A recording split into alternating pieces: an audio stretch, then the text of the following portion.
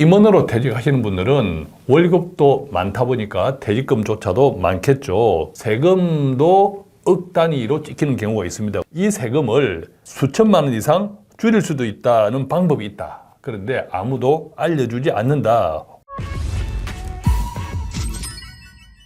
벌써 연말입니다. 연말이 되면 여러 가지 사회적 이슈가 있는데 그 가운데 퇴직하시는 분들이 많습니다. 이 퇴직하는 종류도 희망퇴직도 있고 정년을 꽉꽉 채워서 퇴직하시는 분들도 있고 일반 직원으로 퇴직하시는 분들도 있고 임원으로 퇴직하시는 분들도 있고 다양한데 그럴 때마다 공통적으로 고민하는 것 바로 세금이죠. 퇴직금을 얼마를 받든 간에 세금이 있으니까 가능하면 어떻게 절세를 하면 좋겠다 이런 고민들이 있을 건데 오늘은 특히 세금이 많은 즉 퇴직금이 많은 이분들 임원으로 회사를 퇴직하시는 분들의 퇴직금의 사례를 가지고 어떻게 절세하는 방법이 있을지 구체적으로 나누어 보겠는데 혹시 이 방송 듣는 분들 가운데 소외감 느끼시는 분들도 있을 수 있으나 오늘은 돈이 많든 적든 세금에 퇴직금에 관련되는 세금 방법은 동일하다. 이런 관점에서 좀 들어보시면 좋겠습니다.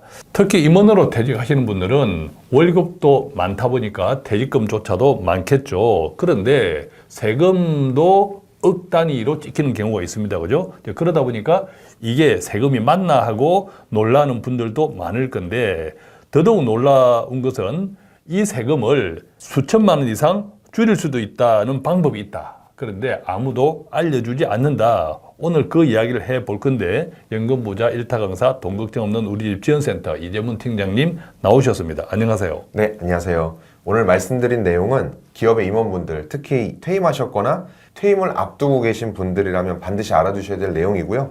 바로 퇴직소득 정산특례라는 제도입니다.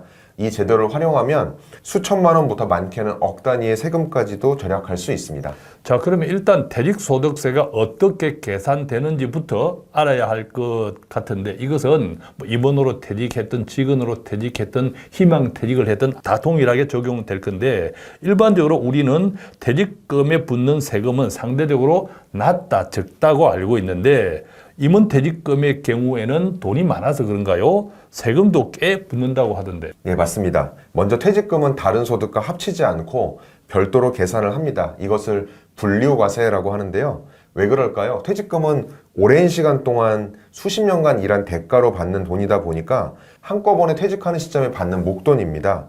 그런데 만약에 이 큰 돈을 그 해에 일했던 근로소득과 합쳐서 한 번에 세금을 매긴다면 소득 구간이 순식간에 그 해에는 최고 세율 구간으로 치솟을 수 있을 겁니다.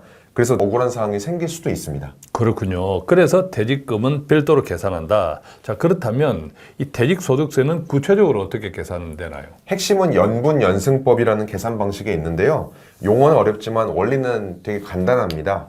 먼저 받은 퇴직금을 근무한 기간으로 나눠서 1년치 소득에 대한 세금을 먼저 계산한 다음에 전체 근속기간으로 곱해서 최종 세금을 산출하는 방식입니다. 그러니까 예컨대 내 퇴직금이 1억 원이라고 생각하면 10년 동안 근무했다 하면 나누기 10 이러면 1,000만 원인데 그 1,000만 원에 대한 세금을 계산하고 다시 10년을 곱한다. 이렇게 이해하면 되나요? 아주 정확하게 설명해 주셨습니다. 예. 그런데 여기서 가장 중요한 포인트가 나오는데요. 같은 퇴직금이라면 근속기간이 길수록 세금이 줄어든다는 겁니다. 분모가 되는 근속기간이 길어야 연평균 소득이 낮아지고 그래야 더 낮은 세율 구간을 적용받을 수 있기 때문입니다. 그렇군요. 근속기간이 길수록 유리하다는 건 알겠는데 이 근속기간을 내가 마음대로 조절할 수 있는 것도 아니고 특히 임원분들의 경우에는 특별히 세금 문제로 고민하시는 분들이 많더라고요. 네, 기본 출발점은 임원 근속기간이 사원 시절에 근무했던 기간보다 짧다는 데 있는데요.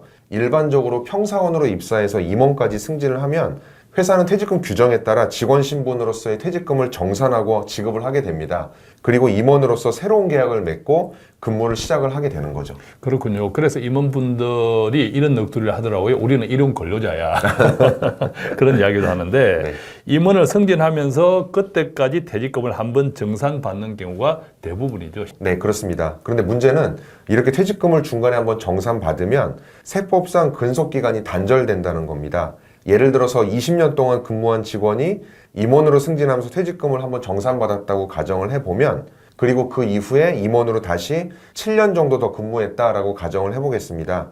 이분의 총 근속기간은 27년인데요. 실제로 세금을 계산할 때는 사원기간은 20년에 정산을 했고 새롭게 임원기간 7년을 따로 계산하게 됩니다. 그렇게 되면 이분은 임원으로 재직했던 7년 동안 퇴직금이 계산되겠는데 상대적으로 20년 근무했던 사원보다는 세금이 더 많겠는데요? 네, 그렇습니다. 전체 기간을 합쳐서 계산했다면 27년이라는 긴 근속기간 덕분에 낮은 세율을 적용받았을 텐데요. 기간이 쪼개지면서 짧은 근속기간에 더 높은 세율의 세금을 내게 됩니다. 특히 임원퇴직금은 금액도 크다 보니까 그 타격이 훨씬 큰 거죠.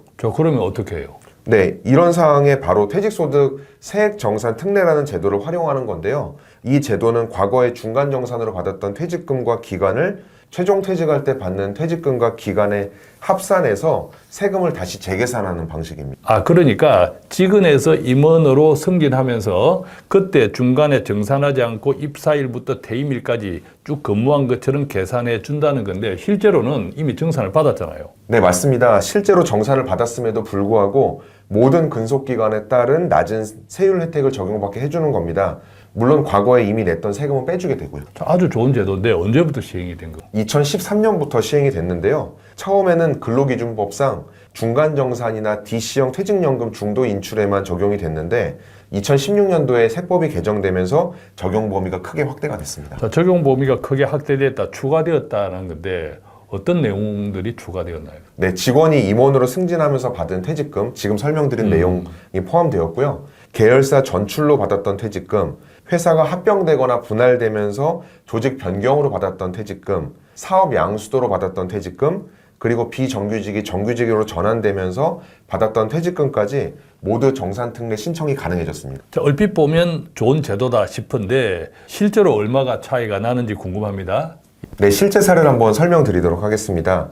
98년 1월에 입사해서 2018년 12월까지 총 21년 동안 근무하면서 임원으로 승진하기 전에 중간정산을 받은 분이 계십니다. 이때 중간정산 받았던 퇴직금이 약 2억 원 정도 됐었고요. 퇴직소득세로 1,000만 원 정도를 납부했다고 합니다.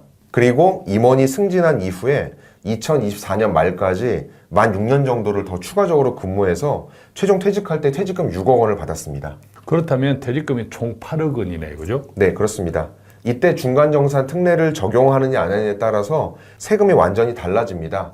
먼저 퇴직정산 특례를 적용하지 않게 됐을 때 근속연수가 임원으로 근무했던 기간인 만 6년만 계산이 됩니다.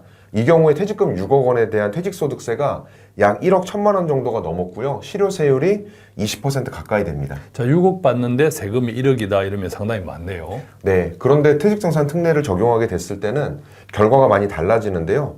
총 근속연수가 직원으로 근무했던 21년 그리고 임원으로 근무했던 6년을 합해서 총 27년으로 계산이 되고요. 퇴직금도 중간정산 받았던 2억 원을 포함해서 8억 원으로 합산이 됩니다.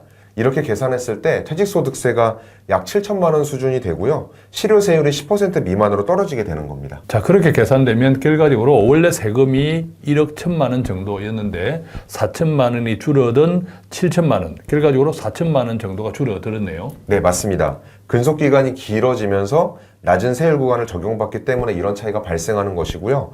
퇴직금 규모가 더 커지거나 근속기간이 더 길어지는 경우에 절세 효과는 억 단위로 커질 수도 있습니다. 그렇겠네요.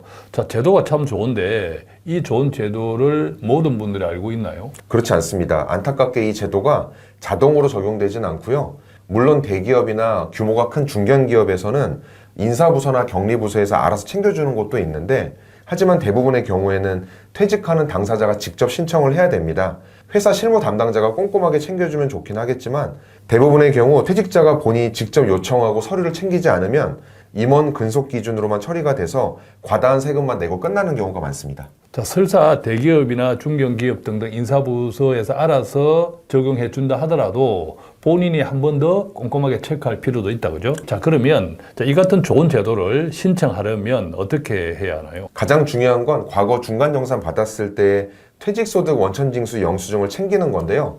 이 서류가 있어야 정산특례 신청이 가능합니다. 오래전에 퇴직소득 원천징수 영수증을 가지고 있을까요? 분실했을 경우에는 국세청 홈택스에서 과거 퇴직소득 자료를 조회할 수 있고요. 또한 당시 퇴직금을 지급했던 회사에 요청하면 재발급을 받을 수도 있습니다. 중요한 건 퇴직 전에 이런 서류를 미리 확보해 두시는 겁니다. 자, 그러니까 당시 퇴직금을 지급한 회사가 같을 수도 있지만 뭐 계열사 분리 등등 해서 다를 수도 있다, 그죠? 네. 어쨌든 그것을 미리 챙겨야 한다. 언제 신청해야 하는지도 중요할 것 같은데. 네, 최종 퇴직 시점에 회사의 정산 특례 관련 내용을 미리 문의하시면 조금 더 편리할 것 같습니다. 회사에서 대행을 해주면 좋겠지만 그렇지 않은 경우에는 별도로 세무사를 통해서 도움을 받으시거나 퇴직금을 예치하는 증권사나 은행에서 덜어는 이런 업무를 대행해주는 경우도 있으니까 다양하게 한번 알아보시는 것이 좋겠습니다. 그렇군요. 오늘은 퇴직하시는 분들, 특히 퇴직금이 많은 임원분들을 중심으로 퇴직소득 정산 특례 제도에 알아보았는데 퇴직소득세가 어떻게 부과되는지 그 같은 기초 위에서 함께 나누어 보았습니다. 특히 임원으로 재직하면서 짧은 근속 기간에 대비하면 많은 퇴직금을 받는 분들에게는 좋은 팁이 되었을 것 같습니다. 알면 받고 모르면 넘어갈 수 있는 제도들이 사실은 많습니다. 그때마다 어떻게 하는 것이 조금이라도 나에게 도움되는지를 챙겨보고 찾아보고 적용해 보는 것은 기본적으로 나의 몫이다, 이렇게 생각하면 되겠습니다. 저희는 여기서 마치겠습니다. 고맙습니다. 고맙습니다.